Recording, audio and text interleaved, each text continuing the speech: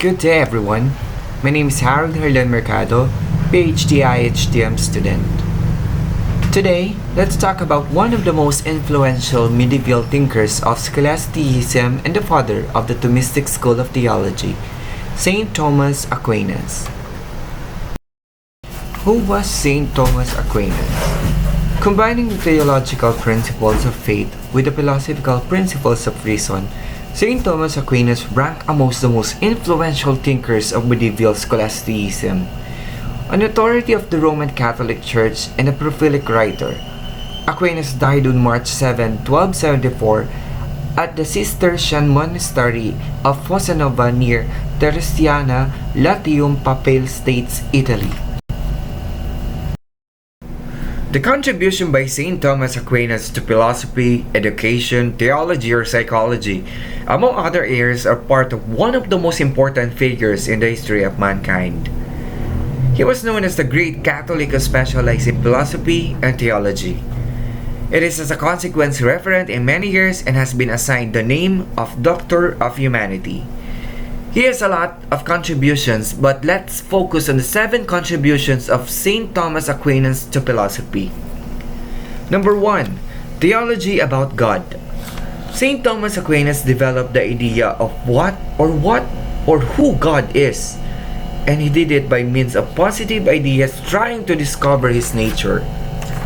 In his deductive thinking, St. Thomas Aquinas said that God is simple, perfect, infinite, immutable, and unique. According to St. Thomas, God is not composed of parts. That is, He is no body and soul, neither matter nor form. It is so perfect that it lacks nothing and is limited in any way. Their character and essence are so solid that nothing can change them. Number 2. Philosophy, Thomas Aquinas and Aristotle. From the philosophical point of view, Aquinas was characterized by being Aristotelian. He took the physical analysis of objects as a starting point, taking the ideas and research of Aristotle. Thomas Aquinas depended his gaze on knowledge and managed to convey a totally different and more intellectual perception of what had never been done. Basically, all his theological knowledge is related to this Aristotelian vision. Perhaps, the most prominent concept in his philosophical thinking has to do with his idea that objects and everything present in the universe exists alongside their essence, which means that all matters exist physically, but its essence is manifested by the perfect creation of God. And number 3, psychology, Thomas Aquinas and morality. Another of the contributions of St. Thomas Aquinas to our humanity lies within the area of psychology. At least the reading of his documents allowed to open extensive debates about his reflection. Punctually, he referred to free will provoking an infinity of deductions and studies in his field. The human being is not limited by the idea of cause and effect. Therefore, the human being is responsible for his own actions. However, the existence of free will is not contrary to the existence of God. Number 4. Metaphysics, the idea of the static. One of the fields in which St. Thomas Aquinas most innovated was in metaphysics. However, the whole line of thought was closely related to the religious beliefs. The supreme God is always at the top of the pyramid. In that sense, his thinking developed on the basis that a static world was the idea of perfection. According to his words, that which was motionless was perfect. He distinguished between natural movement and voluntary movement. However, once again, every first movement is realized by a supreme being, that is God. And number 5, pedagogy, influence on education. The area of education was not only one of his main interests, but in addition, he put into practice what he theorized.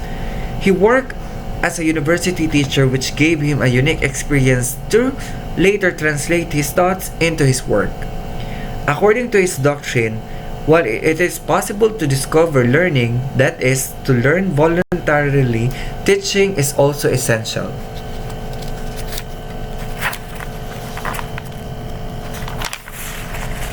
On this basis, St. Thomas Aquinas distinguished different types of wisdom: productive, moral, rational, and natural.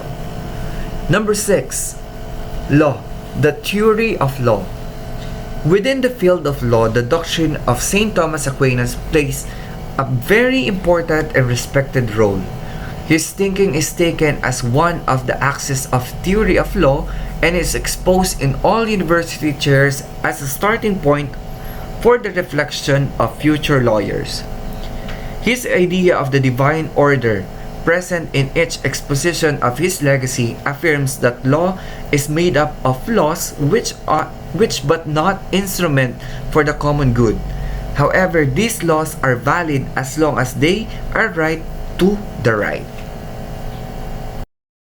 And lastly, number 7, economy, private property.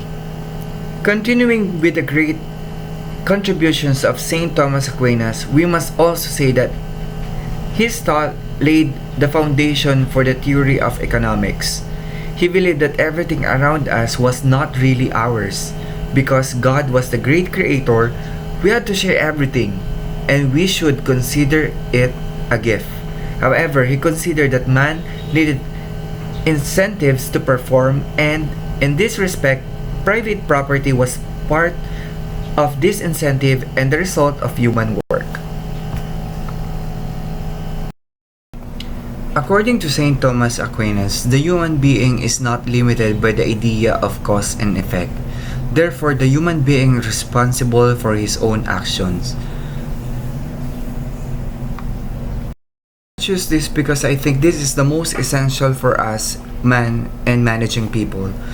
We are responsible for our actions, all of them. We are responsible for our thoughts and behavior, whether deliberate or unintentional.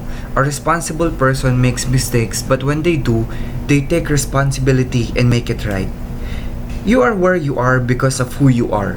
Everything that exists in your life exists because of you, because of your behavior, words, and actions. And it is found out in this case what defines the ideal hospitality employee, a college town case presented in the International Journal of Hospitality and Tourism Administration in February 2011, that common to all hospitality employees' role is their passion for exceeding customers' expectation, and most of the hotel or the hospitality employee has a high level of responsibility and accountability of their actions for fulfilling business vision and objectives, which require excellent business people, motivated team leaders that combine a talent for management and specific industry skills and thrive on the customer-facing nature of the role.